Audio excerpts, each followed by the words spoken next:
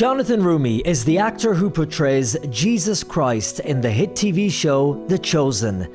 Having just launched its 5th season, the show has already been watched by over 280 million people around the world, winning Jonathan legions of fans and critical acclaim. And in this one-on-one interview, Jonathan opens up about how he was struggling in life before taking on this incredible role. I know there was one stage even when you said you had $20 in your pocket and that was kind of just about it. Yeah, the goal was to just at least at that point pay my bills and to have enough food for more than just the next day. And how, after putting his career in God's hands, he says everything changed. I basically surrendered everything to him. I said, I'm giving this over to you, Lord, and if this is what you want from me, if you want me to continue, then you have to step in here because I'm at the end of my rope, I'm at my wit's end. And Jonathan is honest about the struggles of being a believer. The enemy attacking us and making us think twice about, the utility of religion or faith or the reality of God. Does God even exist? Like, what's the point? We talk about The Chosen, from his reaction to being asked to play Jesus in the religious-themed drama. What if I'm typecast? What if, if I take you in, that didn't worry you at all? No. No, I mean, listen, if an actor is typecast, he should count his blessings. And now that it has become such a huge hit around the world, we talk about the psychological aspect of portraying Jesus, someone that billions of people follow. It puts the bar much higher for you in your own personal life as well, doesn't it? Yeah, it makes me much more aware of an implied level of accountability. I can aspire to sainthood. That's my goal. I'm Colm Flynn, and this is an interview with Jonathan Roumie. Jonathan Roumie, great to see you. How are you doing? Good to see you, Colm. Thanks for having me here. It's been just a few hours since you were at the Vatican and you got to meet Pope Leo XIV. What was that like? I did. It was fantastic. He was so kind and so gracious and generous with his time. There's so much happening at once when he's meeting people and so many people there, and it just kind of all goes by in a blur, and there's so many things you want to say to him, and you maybe get 2 of the 10 things out, and I call that a win. What did you say to him, and what did the Holy Father say to you? There was a lot that was said in a short amount of time, and most of it is a blur. But I told him that I think I told him that I was humbled to be there, and it was great to meet him. He hadn't seen the show that I'm on, but his brother was a fan of it, and so he knew of the show, and I said, well, we brought some DVDs to help remedy that. Were you like, situation. Do you have a DVD player in there? Or do you want me to hook one up? Or? I didn't want to go into if he has an Amazon account or anything like that because, just didn't want to get so. We got old school media, and so he was very gracious. That's awesome. Yeah. And I know that you had met Pope Francis, I think, twice, was it? That's right. What was the difference between meeting Pope Francis and now meeting kind of one of your own, an American Pope, Pope Leo? About 2 years. 2 years of a difference. Yeah. This should be a comedy show with Jonathan Roumie tonight on EWTN. Well, I mean, the most notable difference was not having a language barrier. I wasn't trying to prepare something in Spanish to be able to muddle through for Pope Francis, like I did at the times that I met him. But when you can communicate with somebody in your own language, it makes all the difference. For instance, I mentioned, because Pope Leo is from Chicago, I said, it's nice to be able to throw out references like the Bulls and the Bears and him understand what I'm referencing. So I think he got a kick out of that. I read somewhere that you had said when you heard that the Pope was an American Pope that you actually wept. You found it so emotional, wasn't it? Yes, because I just never thought I would ever live to see the day. I just,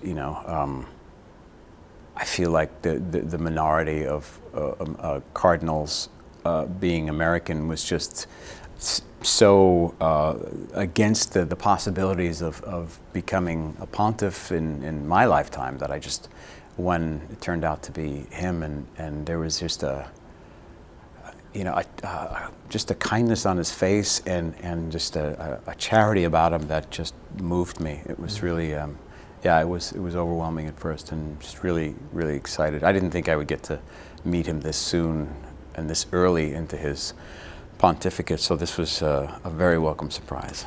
So the next time you meet him, you're going to have to ask him what he thought of the DVDs, since he has them. No excuse, Holy Father. Do you have a DVD player? Yeah. I can give you my Amazon account, log in if you want, right. But I mean, just use it for a while.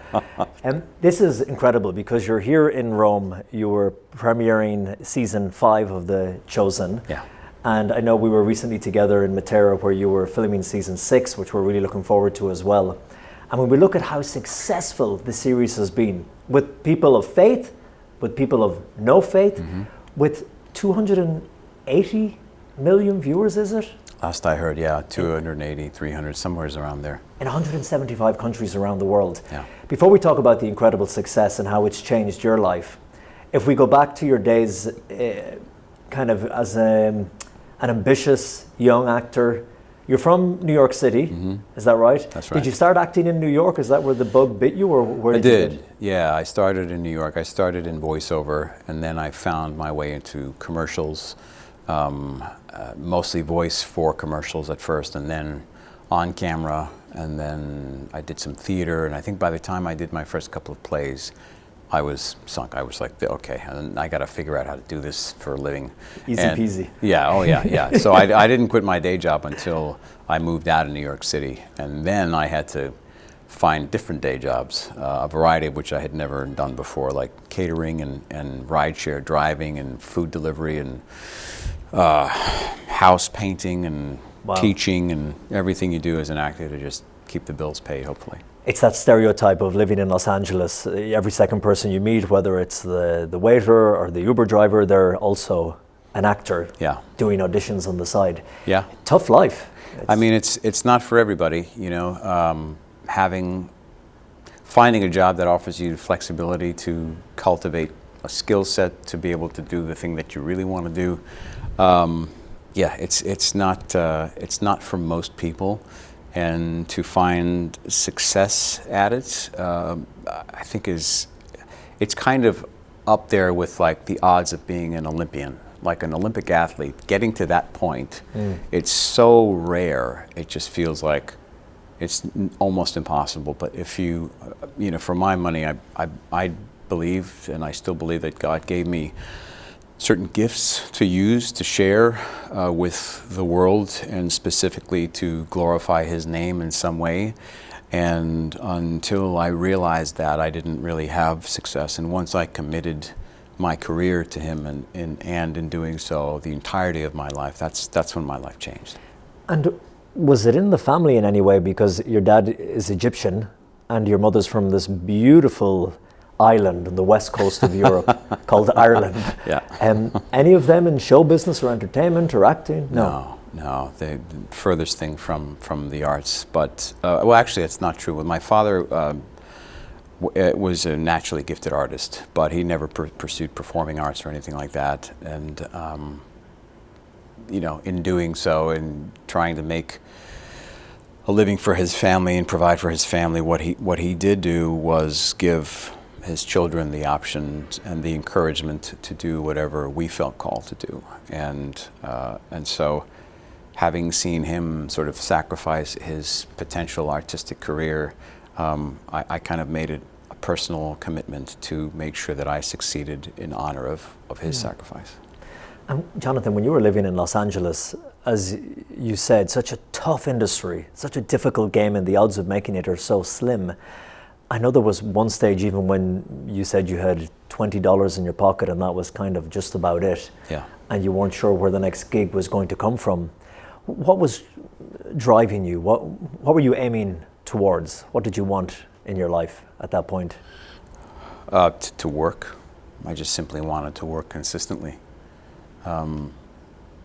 Even at that point that you're referencing, I was about 7 years ago, the goal was to just at least at that point pay my bills and to have enough food for more than just the next day, which I didn't. And so even like the idea of working as an actor, that was like, well, let's get survival. That's the priority right now. Survival is the priority. Did you have a plan B? Did No. you think, maybe I'll give up the acting and try something else, or just, No. In fact, when I first got to Los Angeles, when I found the first church that I started going to, I was having a chat with the priest, with the head of the parish, and we were talking, and I was just kind of sharing that I was struggling, and trying to try to find joy and trust in God and faith and everything, but it was just, everything was really hard, and I wasn't quite working as an actor in the way that I had hoped to have been by that point, even a couple of years in, and he was an older Irish priest, Father Colm, funny enough, and he's like, it was me. It was you. Whoa, I this is reinvented weird. myself. How did you do that? Good to see you again, my son. Yeah, and he's like, well, do you have a plan B? And I said, Father, this is my plan B. He's like, oh, good heavens. Well, I'll pray for you. And that was the advice I got in prayer, which actually is everything. It's probably what I needed. And I know you often talk about the strength of your faith now, but I guess it's easy to have good faith and strong faith in God during the good times, but in the tough times, when you were in Los Angeles and struggling to get by, were you thinking, God, what about me here? Don't forget about Jonathan.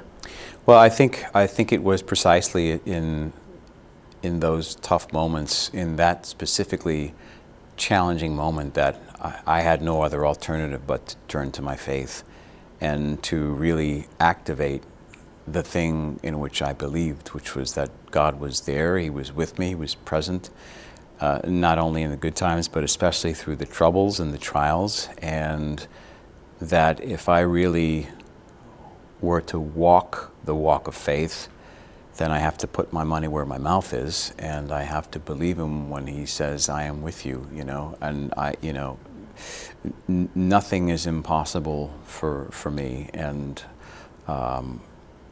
to ask and you shall receive, and seek and you shall find, and knock and the door will be opened, and so I did that in that moment, and I basically said that I basically surrendered everything to Him. I said, I'm giving this over to you, Lord, and if this is what you want from me, if you want me to continue walking the path of an artist, then you have to step in here, because I'm at the end of my rope. I'm at my wit's end. I don't know where to go next, and so it's yours.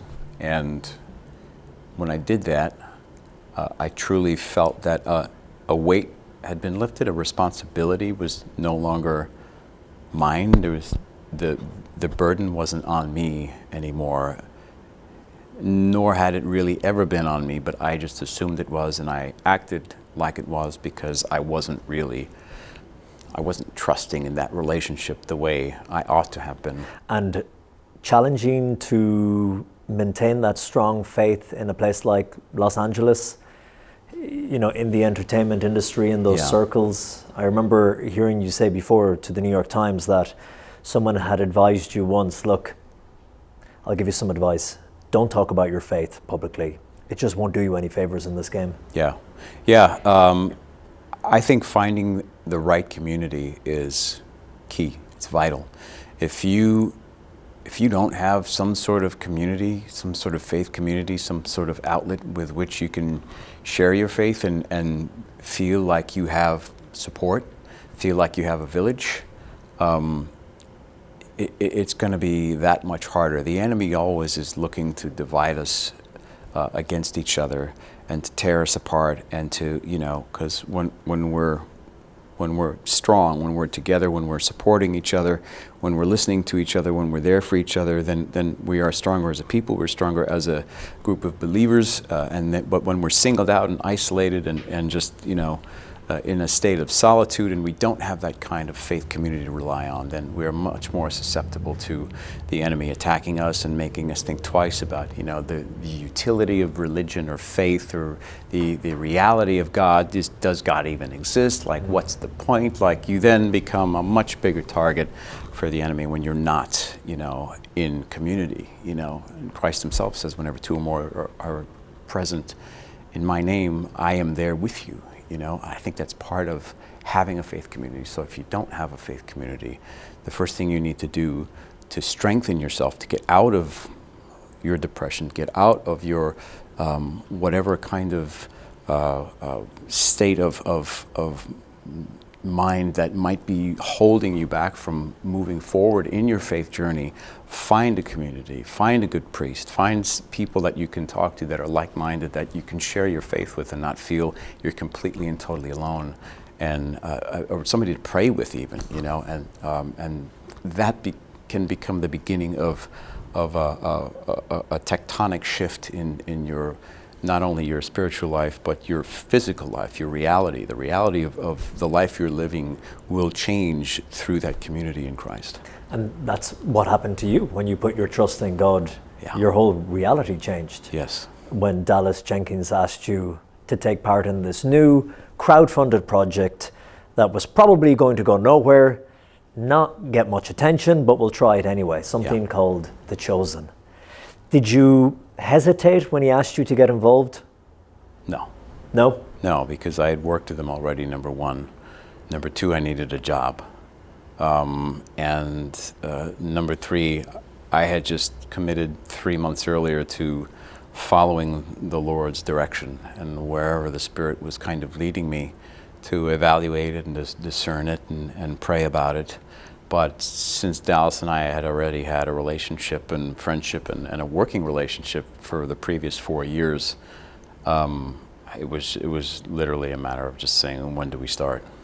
But even the secular side of things, and again that worry, what if I'm typecast? What if, if I take you in, that didn't worry you at all? No. No, I mean, listen, if an actor is typecast, he should count his blessings, because that means he's working. And most people aren't working. That's just the reality of it. So thank God if you're typecast. You know what I mean? Yeah. I'm not worried about being typecast as Jesus. If nobody wants to, will I play Jesus in other projects after this? Probably not. But, if somebody were to cast me as some other biblical character, well, if the script is great and the director's great and the cast is great and it's a compelling and an interesting story that I feel like I want to tell or I can contribute to or challenges me in some way, yeah, I'm going to give it a serious consideration because I like telling those stories. So good stories. Good stories, well told. Well told, yeah. That's right. And to be honest, in your heart of hearts, when you first read the scripts and the concept for The Chosen, did you think, well, this is great, but I don't think it's going to take off and be a success, or did you see something in it that could work? No, because I knew everything starts with a script, and the scripts were so good that I thought, this is fantastic, and hopefully it'll go somewhere, but I know there's no guarantees, and the only guarantee was that I had 4 episodes of a TV show, and that was more consecutive episodes of a television show than I'd ever shot in my career. Not counting a couple of soaps that I did in New York early on, but yeah, and then just being on set and seeing the moments that we were creating, we kind of knew, by the end of those filming, or nearing the end of the filming of the first 4 episodes, that what we were doing was uniquely special. It was uniquely special. It was unlike anything else that had ever been tackled before. So I kind of felt that something might happen, but you never can conceive what that's going to look like. Taking on the role of Jesus Christ, how would you describe that feeling of taking on that character, that person who was, that person who is for billions of people on the planet? Unworthy, humbling, challenging, I'm constantly challenged by him and the character, and there's always this striving to be more like him in order to be able to play him, and being, falteringly human, that can feel impossible at times, but I know that I'm here doing this for a reason, and I'm just going to continue to give him everything that I have. And I've heard you say in interviews as well, Jonathan, that struggle that you experienced and perhaps still do, I'm not good enough to play someone like Jesus Christ, but then on the other hand, perhaps I was chosen for a reason to do this. How does that struggle play out? Well, it's just the reality. There is this, like, I'm not really worthy to be in the presence of God and face to face with God at some point, or even to be called a follower of His because of what He did for me and who I am as a sinful, broken human being. But of course I'm going to devote my life to Him, because my life cannot get any better. It cannot exist without Him. I simply cannot exist without God. And because of that, I devote my life to the pursuit of His perfection in as best as I can meet that challenge. It's never going to happen. I'm never going to get there. I can aspire to sainthood. That's my goal, is aspire to sainthood. Will I get there? Probably not. I mean, I got a few days in purgatory at least, at the very minimum. But I'm gonna. I'll see you there. Yes, but I'm gonna do the best I can, and make sure I'm exercising the sacraments and going to confession and receiving the Eucharist and asking for the help of all those in the cloud of witnesses that came before us, and the saints, and Padre Pio, and St. John Paul, and St. Faustina, and all of my friends that have sustained me throughout everything that I've endured, and what we've been doing to try to tell Jesus' story for the modern day audience, and try not to screw it up.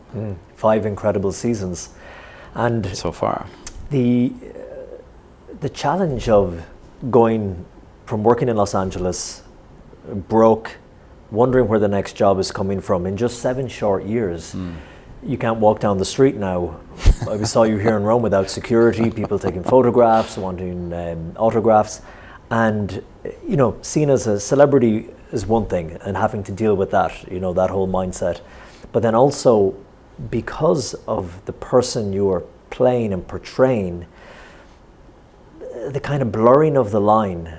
Whereas a great line I heard you say before, that for a lot of people, you are the closest thing to Jesus that they know, apart from reading his words and discovering about his life, that when they see the show, you are the image here on earth of the person they are so devoted to. Yeah. And even that time when a woman came to you with her disabled child, tell me about that. And I thought it was a perfect example of the position you find yourself in, a very difficult position. Yeah, I was speaking at a stadium event a few years ago with my friend Pastor Greg Laurie, and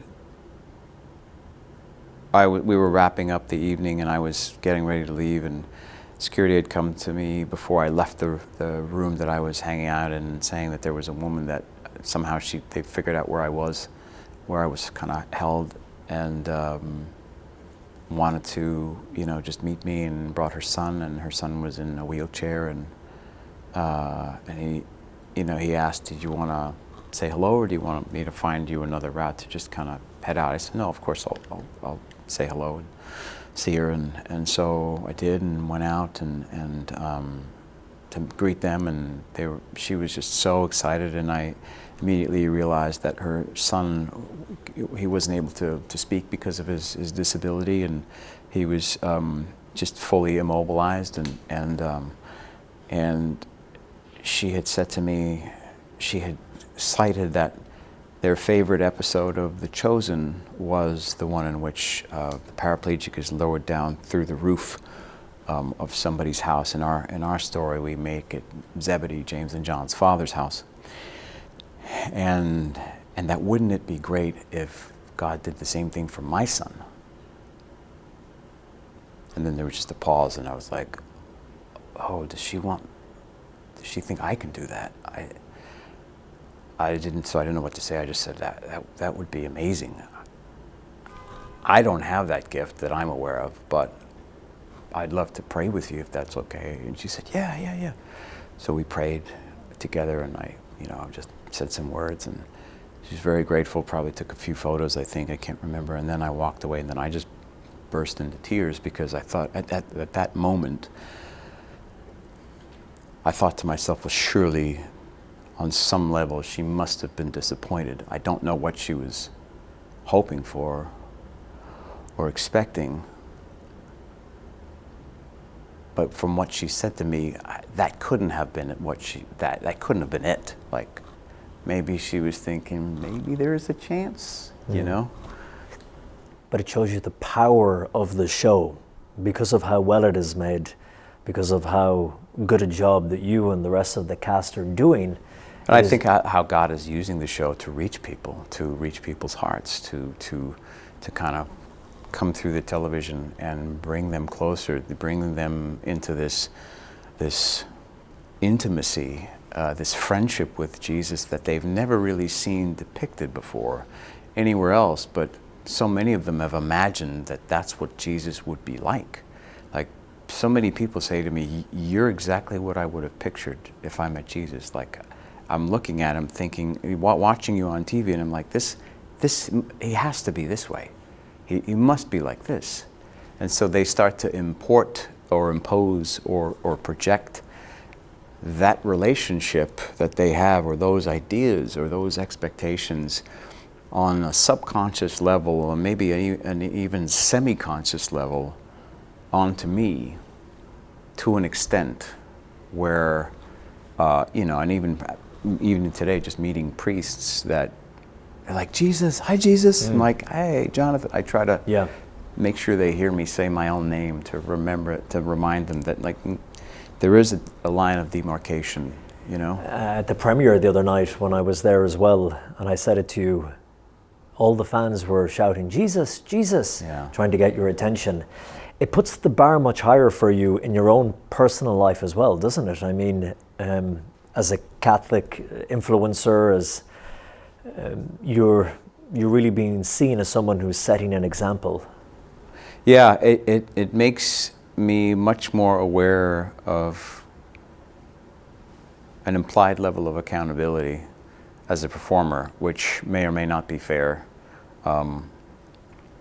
But, if I'm being held to the standards of Jesus, or being seen as somebody that is at least trying to live out those standards in their life, well, that's great, because it's just better for me spiritually to be living in that manner. Of course. But I also know, like, I may do roles beyond The Chosen that might be, weird for people or upsetting. I wouldn't do anything, I think, that goes against my beliefs or anything like that, or a character that doesn't sit right with me, or that I don't discern first with the Lord before I commit to a project, which I do for everything I do, no matter what it is.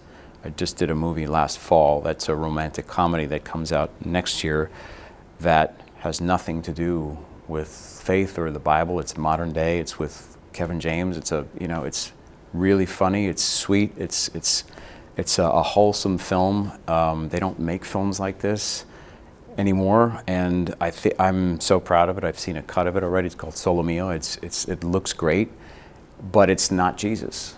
Yeah. And I'm clean shaven for the most part. Okay.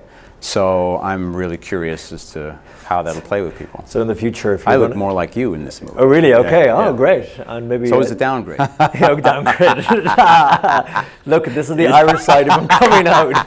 His mother being from Took you a second. It took a second. It took a second. But how long did it take you then to grow this bad boy out? Oh, this is probably a day and a half. No, I wish. No, I'm a slow grower here. It's probably about 5 months. But I'm laughing at the fact, thinking of you saying, okay, well, look, I'm only going to take roles that align with my faith. That's going to rule everything out in Hollywood. You're going to be... Probably. Yeah. Yeah. No, not everything. No, I mean, because it's... Well, then you have to ask yourself, then what is it that aligns with your faith? What does that even mean? Yeah. Do you know what I mean? Like, it could be a sci-fi film, but like the characters are wrestling with existential questions of of reality and science versus faith versus consciousness, versus extraterrestrials. Like, where does all of it fit in the lens of faith? So all of it's a all these universal themes can be found in all these places. Yeah. Just before we wrap, on that topic, I've heard you speak before as well about spiritual warfare. Yeah. And, the more successful you become, the more you're kind of attacked, whether that's being tempted or... I did read a script for a Western that I thought was phenomenal, that unfortunately conflicted with what I'm with The Chosen now, and a couple of other things where it just wasn't going to work out. When they told you about the money, you said, "What conflict? Where do I sign?" No, but it was pretty hardcore, and there was a lot of violence to it. But it was so beautifully written, and it was the violence within the context of the story was very organic to the time period and what was happening and how people were living, and the trek westward, and just how raw everything was and untamed, the West was. And so like reality for back then. Kind of, yeah. And that to me was really, really interesting. And then there was this one character that, like, he still had a moral compass, I'm like, well, that's cool. So it's something I'll be that guy. Yeah, there you go. Yeah. But as far as spiritual warfare goes, that happens all the time. We just spent 3 weeks in Matera and Italy, and we all felt effects of spiritual warfare in many, many different ways, and it was, that period of this filming this season 6 is the hardest thing any of us have ever done, probably in our lives as artists. I've never done anything harder than that. Really? Why was that? Well, I think because we're filming the crucifixion, and I think because of the impact that it's going to have on people, it's going to be so huge and so life-changing for so many people on a level that they've never experienced cinematically. I think it's just going to really propagate the name of Jesus, at a breakneck speed. There are so many beautiful moments in it, but it's going to be extremely hard for people because we've had now 5, and by that point, we will have had 5.5 seasons of knowing Jesus as our friend, as a miracle worker, as an intimate companion and a colleague and a teacher and a rabbi, and having spent 45 hours of story with him, healthy and okay, and then to see that rapidly decline in a singular season it's just going to be devastating. It's going to be powerful. Yeah. It's going to be incredible. And yeah. Season 5 has just premiered, it's launched, it's on Amazon, it's on TV networks around the world, and people can look up the website The Chosen, where they can watch the previous seasons free of charge, which is awesome. Finally, Jonathan, as I'm so grateful for this time with you in this conversation, looking back on everything that The Chosen has represented for the viewers, for you, for the cast, the crew, what are you most proud of when you look back at this incredible project so far, yet to be completed? The reach and impact of the show, and the reality of what it's doing for people, the reality of how God is using it to encounter people that even previously had no relationship with Him whatsoever, but are now curious about one, or going to a church for the first time, or buying a Bible for the first time. We've seen it even with guest cast members, just being on the show for a couple of episodes, and all of a sudden now they're like, I think I want to buy a Bible. What's better than that? Yeah. As Father Colm said to you, I'll say it again, not as a priest, but I'll pray for you. Jonathan. Thank you, Colm. Thank you so much. God bless you.